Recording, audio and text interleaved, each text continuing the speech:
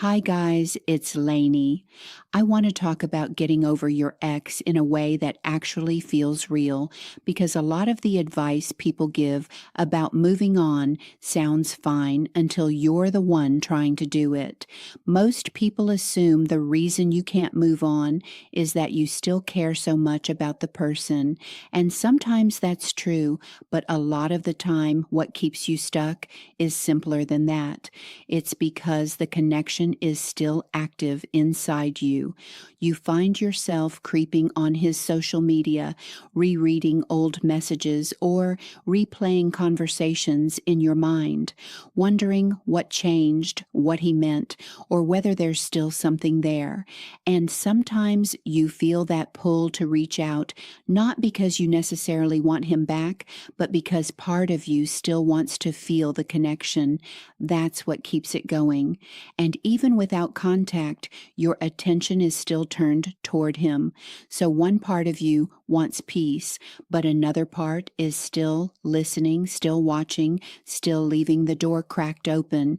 That's why moving on can feel so much harder than it seems like it should. And honestly, when people don't understand that, they can do some pretty ridiculous things. My ex, John, who just couldn't get over me, ended up crouched behind a very small bush outside my home at 2 in the morning, being not nearly as invisible as he seemed to think it was. He could have saved himself a lot of pain and a deeply undignified landscaping moment if he had known how to disengage. But that's what happens when a connection stays active. People keep returning to it in these small ways that feel harmless but keep the whole thing alive. What changes it is not forcing yourself not to care. It's noticing when your mind goes back to him and choosing not to keep feeding it. So when the urge comes up to check, reread, revisit, or reach out, you notice it, but you don't go any further with it. Because it's not just the feeling that keeps you attached, it's the repeated return to it.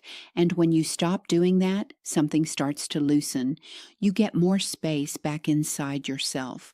The thoughts don't hit as hard, and the pull isn't as strong. You may still care, but you're no longer wrapped around the connection in the same way.